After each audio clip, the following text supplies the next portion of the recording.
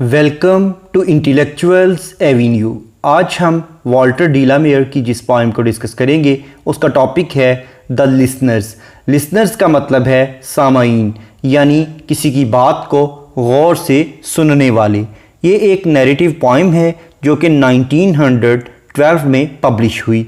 ये total 36 lines पर consisted है, जिसकी टोन बहुत सीरियस है। और अगर हम इस पोएम की सेटिंग का जिक्र करें तो इसमें एक फॉरेस्ट के अंदर रात के वक़्त जो घर की हालत है उसे बयान किया गया है।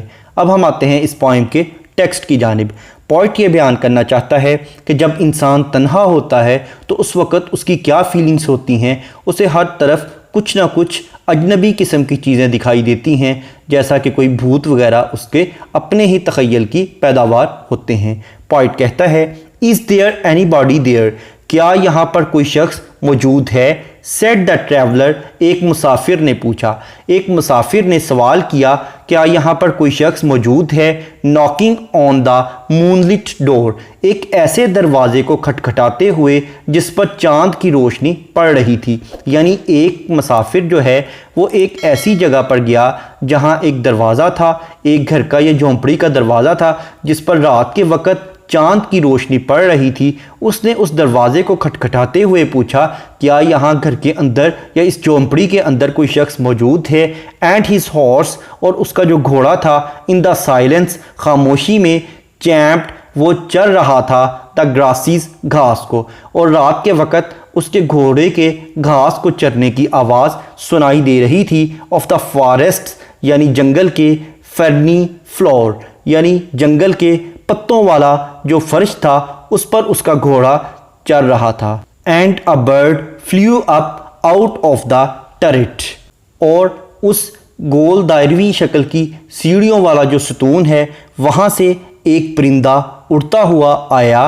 अबव द ट्रैवलर्स हेड, और उस मुसाफिर के सर से होता हुआ गुजर गया। यानी वहाँ पर एक सतून था जिसके अंदर दायरवी शक्ल में सीढ़ियाँ थीं, वहाँ से एक परिंदा उड़ता हुआ आया और उस मुसाफिर के सर से उड़ता हुआ चला गया। And he smut upon the door again a second time, और फिर उसने उस दरवाज़े को एक मरतबा फिर ज़ोर से पीटा, उसे मज़ीद खटखटाया। Is there anybody there, he said, और उसने दूसरी मरतबा दोबारा पूछा, क्या यहाँ कोई शख्स है। बट नो वन डिसेंडेड, लेकिन कोई भी शख्स सीढ़ियाँ उतर कर नीचे ना आया। टू द ट्रैवलर, उस मुसाफिर का जवाब देने के लिए, उस मुसाफिर का जवाब देने के लिए कोई भी शख्स वहाँ पर ना आया। No head from the leaf fringed sill, और वहाँ पर जो खिड़की या दरवाजे की चौखट थी उसके ऊपर पत्तों के साथ एक झालर या हाशिया बनाया हुआ था। उस पत्तों वाली जो खिड़की थी वहाँ से भी किसी ने अपना सर निकाल कर मुसाफिर को जवाब ना दिया। लीन्ड ओवर, ना ही कोई शख्स उस खिड़की से बाहर को झुका। And looked into his grey eyes, और उसकी सुरमई आंखों में झांक कर देखने की कोशिश की। यानी ना तो कोई शख्स उस घर से दरवाजे पर इस मुसाफिर की दूसरी आवाज़ पर भी दूसरी बार दरवाज़ा खटखटाने पर नीचे आया, और ना ही ऊपर खिड़की की जो एक ऐसी चौखट थी जिसके ऊपर पत्तों के साथ एक झालर या हाशिया बनाया हुआ था, वहाँ से भी किसी ने अपना सर बाहर निकाल कर इस मुसाफिर की सुरमई आंखों में झांकने की कोशिश नहीं की। वेयर ही स्टूड, जहाँ वो खड़ा था, परप्लेक्स्ड, बेचैन, एंड स्टिल, और साकन, यानी वो मुसाफिर बाहर बेचैन खड़ा था लेकिन वो बिल्कुल बेहिसो हरकत साकन खड़ा था, वो कोई हरकत नहीं कर रहा था। लेकिन जब उसने दूसरी मर्तबा दरवाज़ा नॉक किया, दरवाज़ा खटखटाया, तो तब भी ना तो कोई शख्स सीढ़ियाँ उतर कर नीचे उसके लिए आया, और ना ही किसी ने उस खिड़की से अपना सर बाहर निकाल कर उसकी सुरमई आंखों में झांकने की कोशिश की, वो खिड़की जिसका फ्रेम पत्तों के साथ सजाया गया था। But only a host of Phantom listeners, यानी पॉइंट ये कहना चाहता है कि अब ट्रैवलर को महसूस हुआ कि घर में कोई भी मौजूद नहीं है, तो उसका अपना ही ये वहम था कि शायद उसके सामईन में कोई एक ऐसा फैंटम हो, यानी कोई ऐसा भूत हो जो कि उसका मेज़बान बन जाए। That dwelt in the lone house then, जो कि तन्हा ही इस घर में रहता होगा। Stood listening in the quiet of the moonlight, और वो चाँद की खामोश रोशनी में उसकी पूरी बात को खड़े होकर सुन रहा है। To that voice from the world of man, यानी उस आवाज़ को जो कि इंसानों की दुनिया से आ रही है। यानी पॉइंट ये कहना चाहता है कि मुसाफिर की जो आवाज़ थी वो इंसानों की दुनिया से जा रही थी, और उस घर में चूँकि कोई इंसान मौजूद नहीं था, इसलिए उस ट्रैवलर को ये महसूस हुआ कि शायद यहाँ पर कोई भूत होगा जो कि उसकी बात को बड़े गौर से सुन रहा होगा इस तारीक चाँद की रोशनी में, जहाँ मुकम्मल तौर पर खामोशी छाई हुई है। स्टूड, और वो खड़ा था, थ्रॉन्गिंग यानी रश के अंदर, भीड़ के अंदर, द फेंट मून बीम्स यानी मध्यम सी चाँद की रोशनी की, ऑन द डार्क स्टेयर उस तारीक सीढ़ी पर, और उसे लगा कि उस तारीक सीढ़ी पर चाँद की मध्यम किरणों के रश में शायद वो भूत खड़ा हो। That goes down to the empty hall, और शायद वो नीचे बड़े से एक खाली कमरे की तरफ गया हो। हर्कनिंग, उसकी बात को गौर से सुनते हुए, इन एन एयर स्टर्ड, एक ऐसी हवा में जो कि बहुत तेज़ी से चल रही हो, एंड शेकन, और हिला रही हो, बाय द लॉनली, उस तन्हाई में, ट्रैवलर्स कॉल, उस मुसाफिर की आवाज़ को। यानी वो जो हवा चल रही थी वो इतनी तेज़ थी कि वो उस तन्हा मुसाफिर की आवाज़ को हवा में तहलील कर रही थी, और इसी वजह से हवा में तहलील हो जाने की वजह से उस मुसाफिर की आवाज़ उस भूत के कानों तक पहुंच गई, और उस भूत ने इसकी बात को गौर से सुना। And he felt in his heart their strangeness, और उसने वहाँ पर उनकी अजनबियत को महसूस किया कि यहाँ पर किस हद तक स्ट्रेंजनेस है, अजनबियत है, यानी कोई भी किसी से वाकिफ़ नहीं है, कोई भी किसी से आशना नहीं है, हर कोई एक दूसरे से अनअवेयर है। देयर स्टिलनेस, उनकी जो खामोशी थी, आंसरिंग हिज क्राई, उसकी चीख की आवाज़ दे रही थी। यानी ट्रैवलर की बात का जवाब देने वाला कोई नहीं था, तो उसकी जो आवाज़ थी जब वो गूंज की वजह से वापस आती तो उसे यूँ महसूस होता कि शायद कोई भूत है जो मेरी ही आवाज़ को दोबारा मुझे सुना रहा है। हालांकि उसकी आवाज़ को ना तो वहाँ कोई सुनने वाला था और ना ही कोई दोहराने वाला था, बल्कि वो एको थी, वो गूंज थी, जिसकी वजह से उसकी अपनी ही आवाज़ उसे दोबारा सुनाई दे रही थी। वाइल, जबकि हिज हॉर्स मूव्ड, उसका घोड़ा आगे बढ़ा, क्रॉपिंग द डार्क टर्फ, और उसका जो घोड़ा था वो जो तारीक घास थी उसे चर रहा था, उसे खा रहा था। नीथ द स्टार्ड एंड लीफी स्काई, यानी उस सितारों भरे और पत्तों वाले आसमान के नीचे। यानी जब पॉइंट ऊपर को देखता तो उसे आसमान के सितारे दिखाई देते, और वहाँ पर दरख्त इतने लंबे थे कि उनके पत्ते दिखाई देते थे, इसलिए वो सितारों भरे और पत्तों भरे आसमान के नीचे उसका जो घोड़ा था वो घास को चल रहा था। Far he suddenly smote on the door, फिर उसने अचानक दरवाजे को ज़ोर से पीटा, ज़ोर से खटखटाया, यानी अब उसने तीसरी मरतबा दरवाजे को खटखटाया है। Even louder and lifted his head, यानी उसने मज़ीद बुलंद आवाज़ से उस दरवाजे को खटखटाया और उसने अपना सर उठाया। टेल देम आई केम, उन्हें बता देना कि मैं आया था। एंड नो वन आंसर्ड, और किसी ने भी मेरी बात का जवाब नहीं दिया। That I kept my word, मैं यही अल्फाज उस घर के मालिक के लिए, उस घर के होस्ट के लिए छोड़े जा रहा हूँ। ही सेड, उस मुसाफिर ने कहा। उस मुसाफिर ने कहा कि जब भी इस घर का ऑनर या इस घर का होस्ट आए उसे बता देना कि मैं यहाँ आया था, लेकिन मुझे किसी ने भी वेलकम नहीं किया, मेरी बात का किसी ने भी जवाब नहीं दिया। Never the least stir made the listeners, और ना ही किसी सुनने वाले ने मेरी आवाज़ पर अपने कान धरे हैं, यानी किसी ने हल्के सी मामूली सी भी तवज्जो मेरी बात की तरफ नहीं की। दो एवरी वर्ड ही स्पीक, अगरचे उसने हर लफ्ज़ बोला। Fell echoing through the shadowiness of the still house, जो उस सायादार खामोश घर से उसके हर लफ्ज़ की आवाज़ गूंजती रही, लेकिन इसके बावजूद जितने भी उसने अल्फाज बोले किसी भी सुनने वाले ने उसकी आवाज़ पर हल्की सी भी तवज्जो नहीं दी। यानी अगर वहाँ कोई होता तो लाजमी उसकी बात पर तवज्जो करता, लेकिन वहाँ पर कोई मौजूद ही नहीं था। अगर वो कोई फैंटम था तो वो उस ट्रैवलर का अपना ही वहम था। From the one man left awake, यानी अगर कोई शख्स इस घर में जाग रहा होता तो वो उसकी बात को ज़रूर सुनता, क्योंकि जितनी उस खामोशी में आवाज़ गूंज रही थी तो उसकी बात को अगर कोई घर पे जाग रहा होता तो उसकी बात पर रिस्पॉन्स ज़रूर देता। They heard this foot upon the stirrup, फिर उस रकाब या उस बादबान की शक्ल की जगह पर एक पाँव की आवाज़ सुनाई दी। And the sound of iron on stone, और यूँ महसूस हुआ जैसा कि पत्थर के ऊपर लोहे के बजने की आवाज़ हो। And how the silence surged softly backward, और किस तरह से उस खामोशी में नरम सी आवाज़ पीछे को उभरी। व्हेन द प्लंजिंग हूफ्स, जब छलांगे लगाते हुए घोड़े के जो सुम थे, घोड़े के जो पाँव थे, वर गॉन, वो जा रहे थे।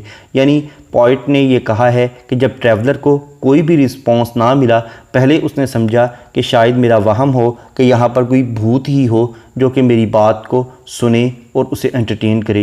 लेकिन जब उसने देखा कि उसकी आवाज़ें ही उसके वापस आ रही थीं, वहाँ पर बहुत ज़्यादा गूंज थी, तो उसने ये सोचा कि अगर इस घर में कोई बेदार होता, कोई जाग रहा होता तो लाजमी इसकी बात का रिस्पॉन्स देता। लेकिन इसके बावजूद उसने ये जानते हुए कि यहाँ कोई भी मौजूद नहीं है, ऊंची आवाज़ से कहा कि जब इस घर का ऑनर आए तो उसे बता देना कि मैंने अपना वादा निभाया है और मैं यहाँ पर आया हूँ। उसके बाद वो रवाना हो गया। जब वो जा रहा था तो उसके जो घोड़े के पाँव थे वो तेज़ी से हरकत करते हुए जा रहे थे, और उस खामोशी में उसके पाँव ऐसे चल रहे थे जैसे कि कोई लोहे की चीज़ पत्थर के साथ टकरा रही हो। इस पोइम का इंट्रोडक्शन, ग्लॉसरी, ट्रांसलेशन और एक्सप्लेनेशन को देखने के बाद अब हम आते हैं इस पोइम में यूज़ होने वाली फिगर्स ऑफ स्पीच या लिटरेरी टर्म्स की जानिब। सबसे पहले हम देखेंगे इस पोइम की राइम स्कीम। इस पोइम को ना तो स्टेंजास की शक्ल में डिवाइड किया गया है और ना ही कोई इसके ग्रुप्स बनाए गए हैं, लेकिन अगर राइम स्कीम के अकॉर्डिंगली देखें तो इसको चार चार लाइंस में तकसीम किया जा सकता है। तो इस तरह से इसकी राइम स्कीम बनती है ABCB, यानी फर्स्ट और थर्ड लाइंस आपस में राइम्ड नहीं हैं, जबकि सेकंड और फोर्थ लाइंस आपस में राइम्ड हैं। जैसा कि इसकी सेकंड लाइन को अगर हम देखें तो उसका लास्ट वर्ड है डोर और फोर्थ लाइन का लास्ट वर्ड है फ्लोर, डोर, फ्लोर। इसी तरह से head, set, sill, still, then, man, stair, shaken, hall, call, cry, sky, head, said, speak, awake, stone, gone. ये थी इसकी राइम स्कीम यानी ABCB। नेक्स्ट है एंजैम्बमेंट। एंजैम्बमेंट का मतलब है कि अगर किसी लाइन को पढ़ने के बाद उसकी प्रॉपर अंडरस्टैंडिंग डेवलप ना हो, बल्कि इसके लिए नेक्स्ट लाइन की सपोर्ट की ज़रूरत हो, तो ऐसी लाइन को रन ऑन लाइन कहते हैं और इस टेक्निक को एंजैम्बमेंट कहते हैं। इसके बरक्स अगर किसी लाइन को पढ़ने के बाद उसकी प्रॉपर अंडरस्टैंडिंग डेवलप हो जाए तो ऐसी लाइन को एंड स्टॉप लाइन कहते हैं। अब हम आते हैं एंजैम्बमेंट की जानिब। इस पोइम में बहुत सी लाइन्स में एंजैम्बमेंट की टेक्निक यूज़ की गई है, जैसा कि लाइन नंबर 3 में पॉइंट कहता है and his horse in the silence champed the grasses, और उसका जो घोड़ा था वो खामोशी में आवाज़ पैदा करके घास को चढ़ रहा था। अब वो कौन सी घास को चढ़ रहा था और कहाँ से वो घास चढ़ रहा था, वो नेक्स्ट लाइन यानी लाइन नंबर 4 में बयान करता है। ऑफ द फॉरेस्ट फेरनी फ्लोर, यानी उस जंगल की जो पत्ते वाला फर्श था वहाँ से वो घास को चढ़ रहा था। नेक्स्ट है ओनोमेटोपिया। ओनोमेटोपिया का मतलब है ऐसे अल्फाज का इस्तेमाल करना जो कि हमारी सेंस ऑफ हेयरिंग को यानी हमारी सुनने की हिस्स को अपील करते हों, या उसमें किसी चीज़ की साउंड का जिक्र आए, आवाज़ का जिक्र आए। जैसा कि लाइन नंबर 3 में चैम्प का वर्ड यूज़ किया गया है, और लाइन नंबर 23 को अगर हम देखें तो इसमें क्रॉपिंग का वर्ड यूज़ किया गया है। उसके बाद इस पोइम की लाइन नंबर 1 और 8 सेम है, इनमें इज़ देयर एनीबॉडी देयर के वर्ड्स को रिपीट किया गया है। नेक्स्ट है सिनेक्टिकी। सिनेक्टिकी का मतलब है कि अगर पोइट किसी चीज़ को मुकम्मल तौर पर बयान करने की बजाय उसके किसी पार्ट या किसी ऑर्गन का जिक्र करे तो इसे सिनेक्टिकी कहते हैं। जैसा कि लाइन नंबर 11 को अगर हम देखें तो इसमें उसने उस मुकम्मल शख्स को बयान करने की बजाय हिज ग्रे आइज़ का लफ्ज़ इस्तेमाल किया है, यानी उसकी सुरमई आंखों का जिक्र किया है। नेक्स्ट है मेटाफर। मेटाफर का मतलब है किसी क्वालिटी की बेस पर किसी चीज़ को उससे बेटर या वर्स चीज़ डिक्लेयर कर देना। जैसा कि इस पॉइंट की लाइन नंबर 16 में वो कहता है to that voice from the world of man, यानी उसने उस इंसान की जो आवाज़ थी उसे तमाम दुनिया के इंसानों की आवाज़ डिक्लेयर किया है। नेक्स्ट है एनाफोरा। एनाफोरा का मतलब है बिगनिंग ऑफ टू और more than two lines with the same word, यानी दो या दो से ज़्यादा लाइनों का एक ही लफ्ज़ से शुरू होना, जैसा कि लाइन नंबर 34 और 35 एंड से स्टार्ट हो रही हैं। नेक्स्ट है एलिट्रेशन। एलिट्रेशन का मतलब है बिगनिंग ऑफ टू और more than two words in the same line with the same letter और साउंड, यानी एक ही लाइन में दो या दो से ज़्यादा अल्फाज का एक ही हरफ या एक ही आवाज़ से शुरू होना, जैसा कि लाइन नंबर 3 में हीज़ और हॉर्स, ये दोनों वर्ड्स ईच लेटर से स्टार्ट हो रहे हैं। उसके बाद लाइन नंबर 7 में स्मार्ट सेकंड, लाइन नंबर 11 में लीन्ड लुक्ड, लाइन नंबर 12 में स्टूड स्टिल, लाइन नंबर 17 में स्टूड स्टेयर, लाइन नंबर 35 में साइलेंस सर्ज्ड सॉफ्टली। नेक्स्ट है कॉन्सोनेंस। कॉन्सोनेंस का मतलब है use of same consonant letter in the different words of the same line, यानी एक ही line के मुख्तलिफ अल्फाज में एक ही कॉन्सोनेंट लेटर का इस्तेमाल करना, जैसा कि लाइन नंबर 5 में आउट, टरेट, इन दोनों वर्ड्स के एंड पर टी लेटर यूज़ हुआ है जो कि कॉन्सोनेंट लेटर है। उसके बाद लाइन नंबर 7 में अपॉन, अगेन, लाइन नंबर 10 में हेड, फ्रिंज्ड, लाइन नंबर 15 में क्वाइट, मूनलाइट। नेक्स्ट है एसोनेंस। एसोनेंस का मतलब है use of same vowel letter in the different words of the same line, यानी एक ही लाइन के मुख्तलिफ अल्फाज में एक ही वावल लेटर का इस्तेमाल करना, जैसा कि लाइन नंबर 3 में हीज़ इन दोनों वर्ड्स में आई लेटर यूज़ हुआ है जो कि वावल है। नेक्स्ट है पर्सोनिफिकेशन। पर्सोनिफिकेशन का मतलब है किसी बेजान चीज़ को जानदारों या इंसानों की खसूसियात अता कर देना, जैसा कि लाइन नंबर 22 में वो कहता है there stillness answering his cry, यानी उसकी चीखो पकार को उस वक़्त की जो खामोशी थी वो उसका जवाब दे रही थी। अब आंसरिंग करना, जवाब देना एक ह्यूमन ट्रेट है जो कि उसने स्टिलनेस को दे दी है, तो यहाँ पर उसने स्टिलनेस यानी खामोशी को पर्सोनीफाई किया है। उसके बाद लाइन नंबर 35 में वो कहता है and how the silence searched softly backward, यहाँ अगेन उसने साइलेंस को पर्सोनीफाई किया है। नेक्स्ट है कायूरा। कायूरा का मतलब है कि अगर पॉइंट किसी लाइन में पंक्चुएशन मार्क यूज़ करते हुए पॉज या ब्रेक ले तो उसे कायूरा कहते हैं, जैसा कि लाइन नंबर 23 में वाइल हिज हॉर्स मूव्ड के बाद कॉमा यूज़ किया गया है। उसके बाद इस पोएम में पोइट ने बहुत से इमेजेस भी यूज़ किए हैं, जैसा कि moonlit door, horse, grasses, forest, ferny floor, bird, turret, leaf, fringed sill, grey eyes, phantom, starred and leafy sky, shadowiness of the still house, plunging hoofs. उसके बाद अगर हम इस पोएम के थीम्स को देखें तो इसमें एक मिस्ट्री यानी एक राज की कैफियत पैदा की गई है। इसकी हमें समझ नहीं आ सकी कि वो ट्रैवलर क्यों आया था और वो किसको एड्रेस करते हुए कह के जा रहा है कि जब वो आए उसको बता देना। उसके बाद इसमें सुपर नेचुरल एलिमेंट्स भी पाए जाते हैं, जैसा कि उस ट्रैवलर का एक अपना वहम था कि शायद यहाँ पर कोई फैंटम वगैरह, भूत वगैरह है। और इसके साथ साथ इस पोएम में हमें आइसोलेशन का थीम भी मिलता है कि इंसान किस कदर तन्हा है। इस पोएम में जिन लिटरेरी टर्म्स या फिगर ऑफ स्पीच का जिक्र किया गया है उन तमाम लिटरेरी टर्म्स को समझने के लिए इसी चैनल यानी इंटेलेक्चुअल्स एवेन्यू पर लिटरेरी टर्म्स की प्लेलिस्ट को विज़िट करें, जिसका लिंक नीचे डिस्क्रिप्शन बॉक्स में भी मौजूद है। Thank you for attending this lecture.